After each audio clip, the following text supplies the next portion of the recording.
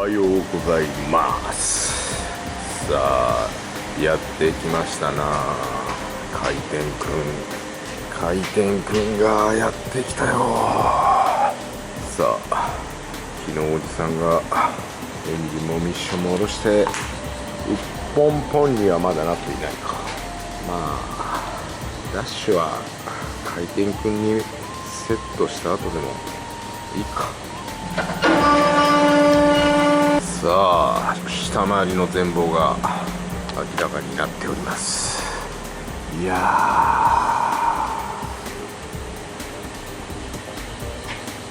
水が溜まるところはこうなるのでしょうな。そして熱造具合がなんか半端ないとかな。土もいっぱい入ってる。フロアもなんか怪しい。ストラット周りはしっかりしている。前はでもここぐらい、ここら辺だけかな。でロッカーはまあ相変わらずな感じで、中間部分はいいかな。そしていつものところが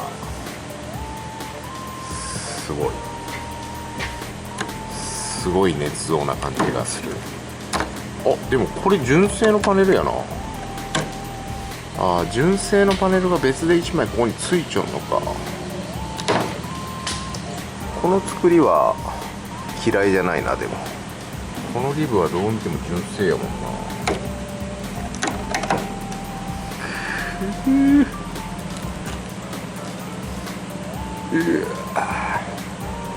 で後ろは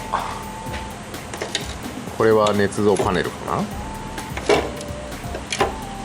これは捏造パネルですが、すげえな。ここは妖精詰まっちゃうけど上側は何も詰まってねえ。スーパー目隠しやなんか。おお、また見たことねえリブの形やな。こっちはちょっと腐れあり。バックパネルはいい感じやな。桶はなんかちょっと捏造されてる感じが、まあ大体こんな感じかな。ちゅうわけで後ろはもうこのメンバーのこの人とこの人とあの人とあの人やな。でミッションマウントのとこ、フロントメンバーのとこ、これはボルトが出てるタイプ。ちゅう感じでやっていこう。で昨日雨ざらしの鉄を引っ張り出してですね、ちょっと段取りをしてるんですよ。この人とこの人で後ろは作って、フロントメンバーミッションマウントのとこはもうアングルでいいか。もう過去の残骸の筒はもう使わんでも大丈夫かな。これでちょっと新設しよう。中間で回転空にセットしていきたいと思います。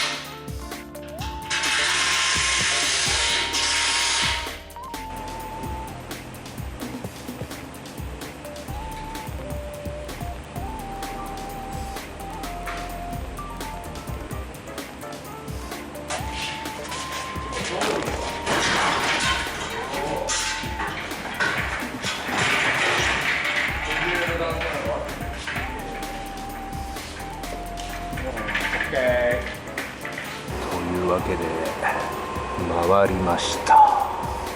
エンジンのメンバーのとことミッション、リアメンバーの大きいところは作業性がいいように先細りにしました。そして後ろっ側いい感じや。いやー、こうしてみるとそこそこボロいな。ここもなんか捏造具合が一応強度はなんかしっかりしているけど、こづいたら穴が開きそう。そしていつも腐るとか。ここは純正のプレスがあって純正のプレスがなくなってる。捏造確定やな。ここもちょっと怪しい。ここはもう大いに怪しいぞ。手じゃいかんけど。さあ、この車の一番のボロはここやな。どっちもピカない。フロアはうわー、そこやべえぞ。なんかこっちは必殺ガムテープが室内にもあるな。なんだこれ、ガムテープじゃねえな。なんかペラペラのテープ。こんにちは。まあ